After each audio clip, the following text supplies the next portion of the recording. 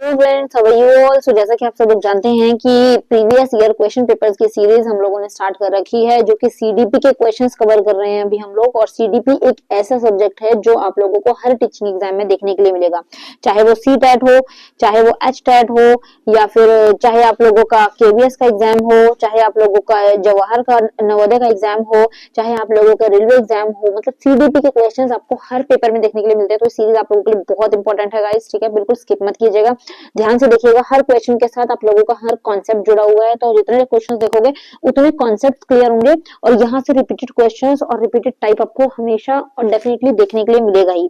Okay, तो start कर देते हैं क्वेश्चन। सबसे फर्स्ट अगर हम यहाँ बात करें, पहला बुद्धि परीक्षण किसने दिया था? Who develop the first intelligence test? तो आप लोगों को यहाँ से एक चीज मैं बता दूं, इंटेलिजेंस टेस्ट के बारे में जो है पढ़ के जाइएगा। उनके टाइप्स होते हैं और उनके उससे रिलेटेड क्वेश्चन बनते हैं। वैसे मैं ट्राई करूंगी इसके ऊपर आप लोगों के लिए एक वीडियो लेकर आ जाऊं, ठीक है?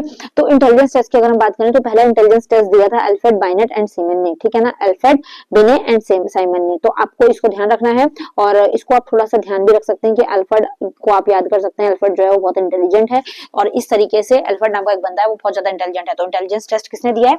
अल्फ्रेड बिने और साइमन ने, ठीक है? ओके, सेकंड क्वेश्चन के और चलते हैं फटाफट। Next question is a branch of psychology which study how people change physically, cognitively and socially over the entire lifespan। अब अगर आप लोगों ने थोड़ा सा सीडीपी को डीप से पढ़ रखा है तो आप लोगों को ये डेफिनेशन पढ़ते साथ पता लग गया होगा कि ये क्या है। यहाँ पर मनोविज्ञान की शाखा में जो अध्ययन कराती है कि लोग पूरे जीवन काल में शारीरिक, संज्ञानात्मक और सामाजिक रूप से कैसे बदलते रहते हैं, इसको हम डेवलपमेंट कहते हैं। इसको हम क्या कहते हैं? डेवलपमेंट और ग्रोथ से रिलेटेड आप लोगों को पूरा कॉन्सेप्ट पढ़ लेना है कि डेवलपमेंट और ग्रोथ क्या होता है, ठीक है? वैसे मैं ट्राई करूंगी कि आप लोगों के लिए थोड़े कॉन्सेप्ट्स के ऊपर छोटी छोटी वीडियोस लेकर आती रहूं। ऐसे मैंने एक पियाजे की थ्योरी से रिलेटेड क्वेश्चन बनाए हैं, so please don't skip the video. आप लोगों को वीडियो ध्यान से देख लेनी है, ठीक है? इसको बोला जाता है डेवलपमेंट साइकोलॉजी, ठीक है? डेवलपमेंट की ही डेफिनेशन है जब इंसान की हर तौर पे डेवलपमेंट होती है, सोशली भी, फिजिकली भी, कॉग्निटिवली भी, ठीक है? तो इसका आंसर जो हो जाएगा डेवलपमेंट साइकोलॉजी। ओके, अगला, कौन सा जन्मजात अभिप्रेरक नहीं है? Which of the following is not the इनेट motive? तो इनेट मोटिव मतलब जो जन्म के साथ ही जो डेवलप होता है। देखो, हंगर जो है जन्म के साथ रहता है, रेस्ट भी, थ्रस्ट भी, बट इसके अलावा में सेफ्टी जो है वो जन्म के साथ हमें नहीं पता लगती। सेफ्टी वाला जो फीचर है वो हमें धीरे धीरे आता है, हमें बाद में पता लगता है कि हमें किसी चीज से बचना है, किसी से सेफ रहना है, सेफ कैसे रहना है, किस सिचुएशन में सेफ फील करना है, किस सिचुएशन में हमें घबराना है, सेफ्टी हमें नहीं फील हो रही, वो चीज हमें धीरे धीरे पता लगती है। तो वो हमारा बचपन से हमारे साथ वो चीज नहीं होती, जन्मजात नहीं होती, ठीक है? उसके बाद यह किसने कहा कि किशोरावस्था दबाव, तनाव, तूफान और संघर्ष की अवस्था है? Who stated the adolescence is a period of stress, strain, storm and strife? तो ये बहुत ज्यादा इंपॉर्टेंट लाइन है, ये आपको एज इट इज याद करनी है कि किशोरावस्था जो है वो तनाव, तूफान, संघर्ष और दबाव की अवस्था है। तो अगर ये यहाँ पे मैं बात करूं तो आप लोगों को ये याद रखना है, स्टैनले हॉल ने बोला था, ठीक है? पियाजे को नहीं बोलना है, पियाजे ने ऐसी कोई स्टेटमेंट नहीं दी है। ओके, तो आप लोगों को ध्यान रखना है। पियाजे के बारे में मैंने एक वीडियो पर्टिकुलर बना ली है, तो आप लोग देख लीजिएगा, मैं डिस्क्रिप्शन में लिंक दे दूंगी, ठीक है? तो आपको ध्यान रखना है कि इसका आंसर हो जाएगा स्टैनले हॉल। यहाँ पर भी मैं आप लोगों को बता देती हूँ, देखिए, हॉल को आप याद रखिएगा स्टॉर्म से, ठीक है ना? हॉल को या फिर स्टैनले, स्टॉर्म को, स्टॉर्म और स्टेन थोड़ा सा सेम लग रहा है ना, तो आपको ध्यान रखना है स्टॉर्म वाली जो स्टेटमेंट है वो स्टेन ने बोली है, स्टैनले हॉल ने। ओके, इस तरीके से थोड़ी छोटी ट्रिक बनाते हुए चलेंगे तो इजीली हमें चीजें याद रहेंगी, ठीक है? जैसे मैंने आप लोगों को जीन पियाजे की जो वो है स्टेप्स हैं, स्टेजेस हैं, उनकी आपको स्टेज बताई थी। सेंसरी मतलब sense, pre primary, pre conventional मतलब प्री प्राइमरी वाले बच्चे जो कितने होते हैं, 2 से 7 वाले होते हैं। फिर उसके बाद में आगे जाके जो है कॉन्क्रीट हो जाते हैं, जो 7 से 11 होते हैं। फिर 11 से आगे के वाले फॉर्मल वाले, जो फॉर्मल रहते हैं ना। तो ट्रिक से सारी चीजें करो ना, कभी नहीं भूलते हम लोग। Which of the following is the highest level in the hierarchy theory of learning given by Gagne? जो सोपानिक सिद्धांत है उसका उच्चतम स्तर क्या है? इसके ऊपर भी बहुत सारे क्वेश्चंस बनते हैं, तो आप लोगों को थोड़ा सा पढ़ लेना है हायरार्किकल थ्योरी, ठीक है? और इसके अंदर आप लोगों का आंसर आ जाएगा, देखिए, problem solving learning, principle learning, concept learning या फिर मल्टीपल डिस्क्रिमिनेशन लर्निंग। तो अगर आप गैगने की बात करेंगे तो इसका आंसर यहाँ पर हो जाएगा बहुवेधन, ठीक है ना? Multiple discrimination. आगे हम बात करेंगे, विच of the following is the non projective technique of personality? आधे से ज्यादा क्वेश्चन ना, देखिए फ्रेंड्स, आधे से ज्यादा क्वेश्चन सीडीपी के अंदर कॉमन सेंस से होने वाले होते हैं और कुछ कॉन्सेप्चुअल बेस होते हैं, अगर आपको कॉन्सेप्ट की नॉलेज है तो। Okay, which of the following is non projective technique of personality measurement? कौन सी जो है वो नॉन प्रोजेक्टिव टेक्निक है। नॉन प्रोजेक्टिव की अगर हम बात करें तो सोशियोमेट्रिक टेक्निक है जो नॉन प्रोजेक्टिव है। एसोसिएट करना वो भी एक प्रोजेक्टिव है। कंस्ट्रक्शन जो है वो भी एक प्रोजेक्टिव है। और कंप्लीशन टेक्निक जो है वो भी एक प्रोजेक्टिव है। ठीक है, तो प्रोजेक्टिव टेक्निक कौन सी नहीं है, सोशियोमेट्रिक टेक्निक। ओके, इस चीज को आपको ध्यान रखना है। आगे, कौन से अच्छे मानसिक स्वास्थ्य का लक्षण नहीं है, मतलब कि अच्छा हम मेंटल हेल्थ नहीं है उसके बारे में कौन दर्शाता है। देखो, इमोशनली मेच्योरिटी है अगर तो वो मेंटली हेल्थी है। सेल्फ कॉन्फिडेंस है तो भी वो हेल्थी है। कैपेसिटी ऑफ सेल्फ इवेल्युएशन जो है वो मतलब कि खुद का मूल्यांकन करने की क्षमता होना वो भी एक क्या है, अच्छी चीज है। बट इनटॉलरेंस मतलब कोई भी चीज सह नहीं पाते हम लोग। जब हमें कोई एक लाइन बोल देता है, मजाक कर लेता है इवन, तो हम गुस्से में आग बबूला हो जाते हैं, हम अपना कंट्रोल खो बैठते हैं। तो वो क्या है, इनटॉलरेंस पावर। तो वो चीज जो है एक मेंटल हेल्थ की निशानी नहीं है। ओके, तो यहाँ देखिए कॉमन सेंस वाला क्वेश्चन था ये। Which of the following concept is not introduced by Jean पियाजे। जीन पियाजे के थ्योरी मैंने करवा रखी है। देखो, क्वेश्चंस हर बार बनते हैं, उनकी उसमें क्या क्या चीज इंक्लूड नहीं थी। एसिमिलेशन था, एकोमोडेशन भी था, इक्विलिब्रेशन भी था। सिम्बॉलिक जो है वो यहाँ पर इनके उसमें थ्योरी में नहीं आता। मैं यहाँ से आपको बता भी देती हूँ। आत्मसातीकरण, आत्मसाती एसिमिलेशन का मतलब क्या होता है, जो हमारे दिमाग में एग्जिस्टिंग नॉलेज होती है, कोई एग्जिस्टिंग नॉलेज उसके अंदर कोई और चीज का ऐड होना, क्या कहलाता है, आत्मसातीकरण। एसिमिलेशन, एसिमिलेट मतलब मिल जाना, जुड़ जाना। ठीक है, उसके बाद में एकोमोडेशन मतलब समविष्टीकरण। एकोमोडेट करना मतलब होता है मोडेट को आप याद रखिए, मोडिफाई। जब हमारे दिमाग में ऑलरेडी कोई चीज है, कोई स्कीमा है, और उस स्कीमा के अंदर और एक और नई चीज जब ऐड होती है तो वहां पर हम याद कर लेते हैं। जैसे मैंने आपको पिछली वीडियो में जीन पियाजे वाली में एग्जांपल दिया था कि अगर हम बच्चे को, एक मम्मी जो है ब्राउन कलर की चॉकलेट देती है तो उसको लगता है कि ब्राउन कलर की सारी चीजें जो है ना वो मीठी होती है और खाने में टेस्टी होती है। बट उसी की जगह एक ब्राउन कलर की अगर वो पेंसिल दे देते हैं तो जब वो उसको खाता है तो उसको लगता है ये मीठी होगी, पर वो मीठी नहीं होती। जब उसके दिमाग में ये था कि वो मीठी ही होती है सारी ब्राउन कलर की चीज, तो वो था एसिमिलेशन, कि उसके दिमाग में ये स्कीमा फिट था। ओके, बट जब उसने खाई पेंसिल और उसको लगा यार ये तो चॉकलेट नहीं है, तो उसने क्या करा, मॉडिफाई करी अपनी इन्फॉर्मेशन, तो दैट इज कॉल्ड एकोमोडेशन, समविष्टीकरण। ओके, और उसके बाद में इक्विलिब्रेशन मतलब अब उसको समझ आ गया कि हाँ भाई हर ब्राउन चीज जो है वो मीठी नहीं होती, हर ब्राउन चीज चॉकलेट नहीं होती, तो इक्विलिब्रेशन वहां पर आ गया, संतुलित हो गया। आगे, निम्न में से कौन सा चरण चरित्र के विकास में संदर्भ में जेम्स ड्रेवर द्वारा निर्धारित चरणों में से नहीं है। अब इसके कुछ चरण हैं जो आप लोगों को ध्यान रखना है। जेम्स ड्रेवर ने बताया था, ठीक है ना, इन्होंने कुछ स्टेजेस दी थी, तो आप लोगों को इसमें थोड़ा सा बस ध्यान रखने की जरूरत है। इसका आंसर जो है स्टेजेस को याद कर लीजिएगा, इंपॉर्टेंट टॉपिक है ये भी। Confirming convention stage, confirming conventional stage, ठीक है, ये इसका आंसर हो जाएगा। Who was the founder of social culture theory of cognitive development. अब सोशल कल्चर जो है, अगर यहाँ पर मैं आपको बोलूं कि सोशल कल्चर सोसाइटी से रिलेटेड जो है वो किसने दिया था, तो यहाँ पर वाइगॉत्स्की जो है वो आंसर हो जाएगा। ओके, और जो जीन पियाजे थे उन्होंने मोरल डेवलपमेंट के बारे में बताया था। ठीक है, ओके, आगे अगर हम बात करें, ये देखिए, निम्न में से कौन सी व्यक्ति मापन की प्रक्षेपी विधि नहीं है, not the type of projective technique. अब प्रोजेक्टिव टेक्निक जो है फिर से देखो यहाँ पर आ गई, और इसका आंसर यहाँ से फिर से कौन सा हो जाएगा, देखो वर्ड एसोसिएशन जो है वो है, ठीक है, सेंटेंस कॉम्प्लीशन जो है ये भी है। ओके, पर्सनैलिटी मेजरमेंट के लिए थीमेटिक एप्रिसिएशन जो है वो ये भी है, इसमें पर्सनैलिटी डेवलपमेंट होती है, पर्सनैलिटी पता चलती है। ओके, पर्सनैलिटी मेजरमेंट होती है, बट कौन सी नहीं है, वुडवर्ड्स पर्सनल डाटा शीट। अब ये पर्सनल डाटा शीट जो है ये कहीं से पर्सनैलिटी के बारे में नहीं बता रहा, ठीक है, तो ये इसका आंसर हो जाएगा। विच of the following is not the type of dynamic trait of personality given by cattle. अब कौन सी चीज नहीं होती है, तो यहाँ पर आपको ध्यान रखना है, एटीट्यूड होता है, ठीक है, सेंटीमेंट वो भी होते हैं, ओके, तीव्र इच्छा वो भी होती है, कंजर्वेटिव, कंजर्वेटिव मतलब होता है पुरानी सोच, तो ये चीज नहीं होती। ओके, आधी चीजें ना नेगेटिविटी खुद झलकती है उन वर्ड से कि हम तो नेगेटिव है और हम ही आंसर होंगे। आधे से ज्यादा चीजें इसमें नॉट वाली पूछी जाती हैं।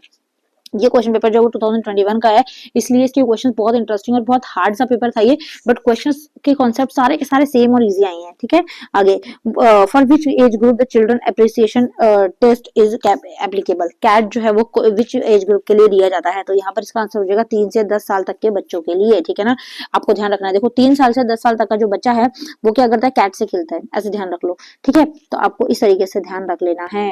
आगे, Which of the following is not the characteristics of adolescence? Adolescence की characteristics क्या नहीं है? Tendency of daydream increase. Daydream मतलब imagination करने में मशरूफ रहते हैं हम लोग। Vocabulary जो है वो increase हो जाती है हमारी, बिल्कुल सही बात है। Mental abilities जो है वो बहुत highest level पे पहुंचती हैं, हाँ, दिमाग हमारा बहुत तेज चलता है ना। But weight of muscle is 20% of total weight body. जो हमारी मसल्स का वेट है वो 20% हो जाता है हमारी टोटल वेट ऑफ बॉडी के। तो ये जो है वो स्टार्टिंग वाली एज जो है वो अर्ली चाइल्डहुड और इन्फेंसी के बीच का टाइम है, बट बाकी सारी चीजें जो है वो सही है। तो फर्स्ट वाला इसका आंसर हो जाएगा, क्योंकि नहीं वाला पूछा है तो नहीं वाला इसका आंसर हो जाएगा।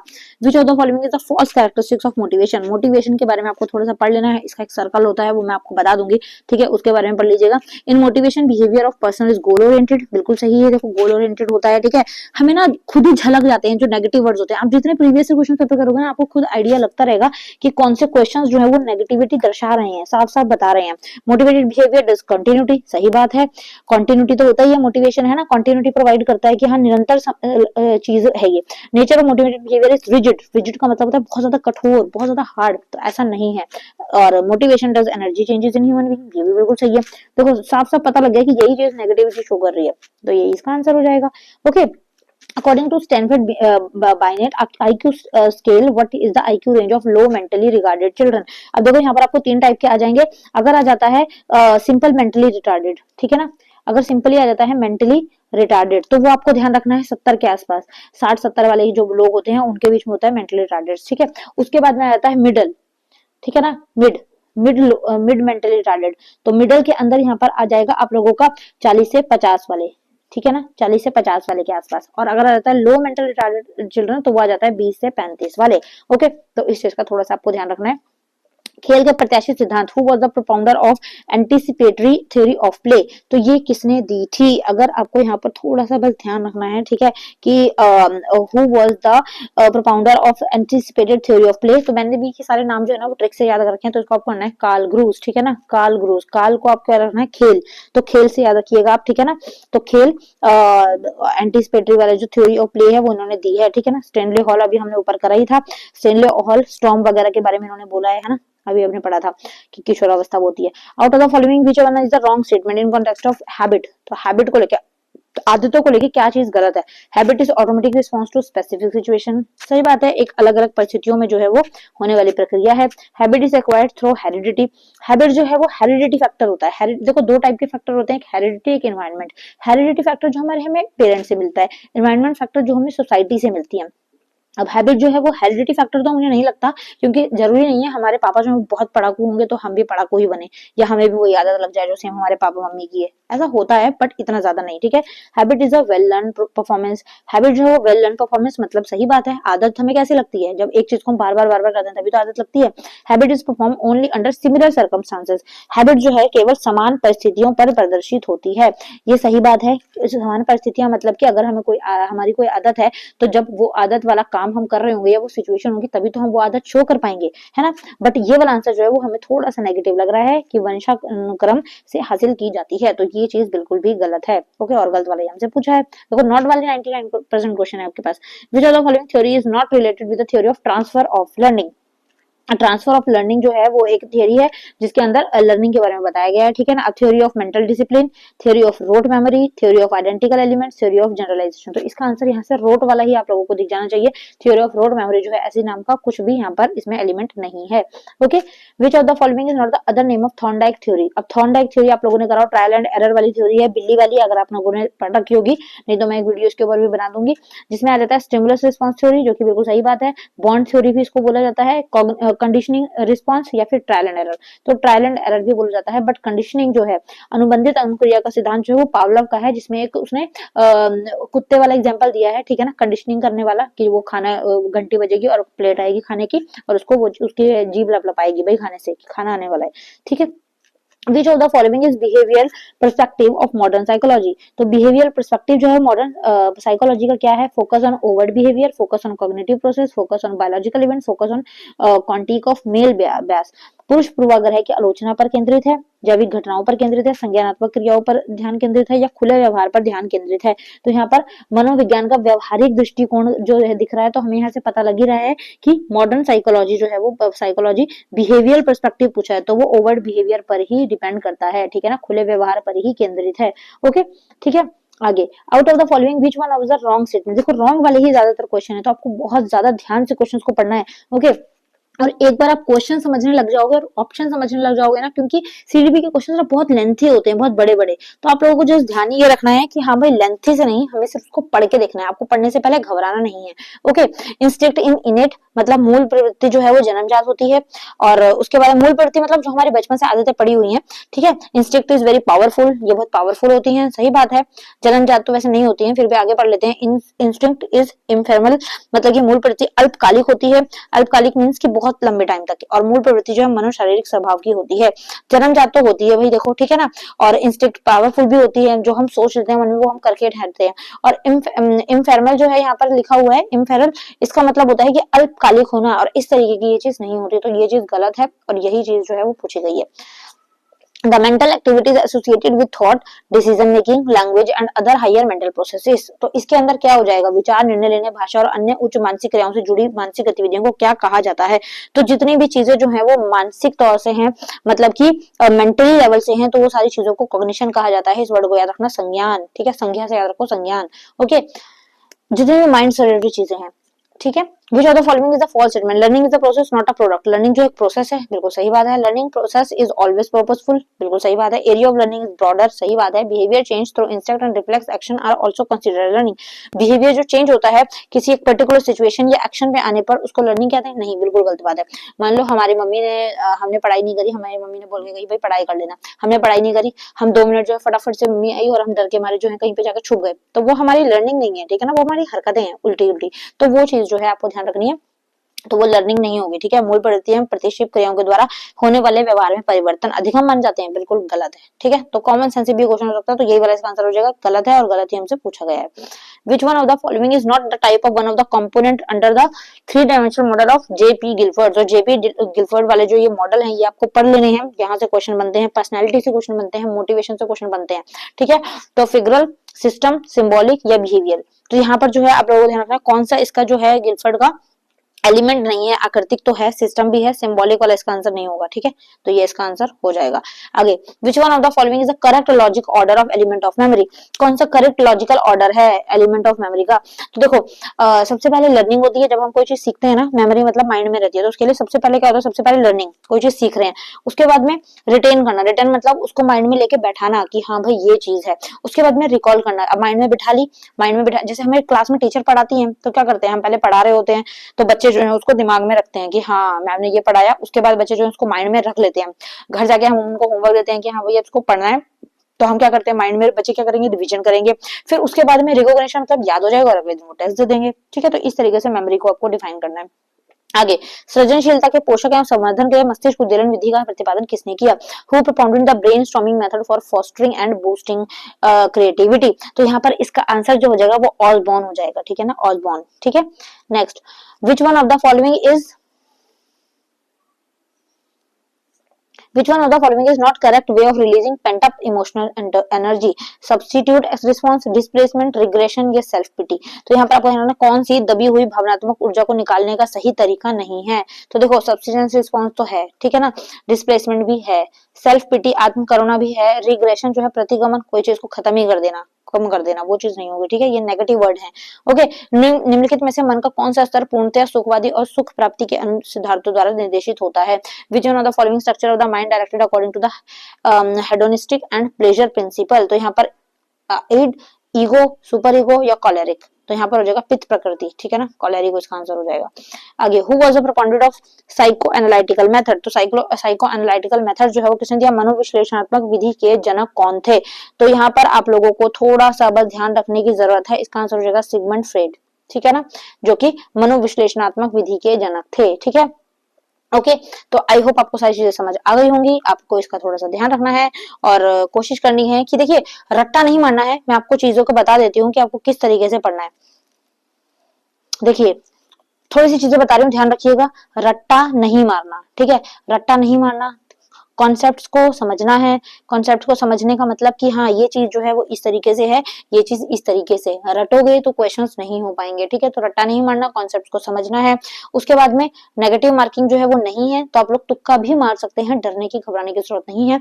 और ऐसे क्वेश्चंस जो आपको लगता है नहीं हो पा रहे हैं ना, या याद नहीं हो पा रहे हैं, जैसे फाउंडर वाले हो जाते हैं क्वेश्चंस, ठीक है, तो उनको मैं कोशिश करूंगी ट्रिक से आप लोगों को याद करवा दूं, तो आप लोगों को, या फिर खुद ही आप ट्रिक से भी याद कर सकते हैं, ठीक है। तो आई होप कि सारी चीजें समझ आ रही होंगी, और इतना ज्यादा घबराना नहीं है। एटलीस्ट आप लोग 8-10 प्रीवियस ईयर क्वेश्चन पेपर आप लोगों ने अच्छे से कर लिए, तो आपके कॉन्सेप्ट जो है दिमाग के अंदर बैठ जाएंगे, और सारे के सारे कॉन्सेप्ट आपके दिमाग में रहेंगे, तो आपको एग्जाम टाइम पे प्रॉब्लम नहीं होगी। और 30 नंबर की सीडीपी आती है, 30 में से आपको 22, 23, 25 तक लेकर आने हैं, जो कि बहुत होते हैं, ठीक है। उसके अलावा में बाकी चीजें भी तो आप करोगे। देखो अगर आप 25 नंबर भी बना के चलो, 25 भी छोड़ दो, अगर हम 20 नंबर सीडीपी से मान के चलते हैं, जो कि आते नहीं है, ज्यादा नंबर ही आते हैं, ठीक है। 20 नंबर सीडीपी से चलो, 5 नंबर हिंदी से चलो, 5 नंबर इंग्लिश से चलो, इतना तो कर ही लेंगे, ठीक है। बिल्कुल मिनिमम लेके चल रही हूँ, 20 और 10 30, 30 यहाँ पर हो गए। उसके बाद आप लोगों का आता है हरियाणा जी के, और या फिर रीजनिंग और मैथ। देखो रीजनिंग, मैथ और हरियाणा जी के आता है, उसके अंदर हम लोग 15 नंबर मान के चल लेते हैं कि हम कर ही लेंगे। रीजनिंग ईजी होती है, मैथ्स के कुछ कॉन्सेप्ट आप लोगों को आई होप आते होंगे, नहीं आते तो थोड़े से कॉन्सेप्ट सीख लो। हरियाणा जी को मैं लेकर ही नहीं चल रही, 1-2 चीजें अगर आती होंगी ठीक है, नहीं तो कोई बात नहीं। उसके बाद देखो 20 और 10 30, 40 और 45, अब 45 नंबर ही हो गए। आपको पास होने के लिए कितने चाहिए, 90 मार्क्स मान के चलो कि आपको पास होने के लिए चाहिए, ठीक है। तो वैसे 80 भी चाहिए, 85 भी चाहिए, वो अकॉर्डिंग टू योर कैटेगरी है।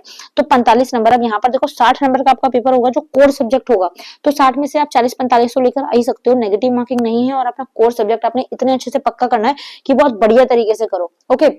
तो अगर इस तरीके से भी, मैंने बिल्कुल मिनिमम बताया है, देखो अब इतना आपको टारगेट नहीं रखना, आपको मेरे वाले नंबर से ज्यादा का टारगेट रखना है, तो आप आराम से क्लियर कर सकते हो। 150 में से 90 का टारगेट रखना है कि इतने तो लेके आने 100 से तो ऊपर टपने टपने हैं, आराम से पेपर क्लियर हो जाएगा गाइस। डरने की घबराने की जरूरत नहीं है, paper will be so easy, okay, ठीक है। चलिए see you in next video, thank you so much, bye bye.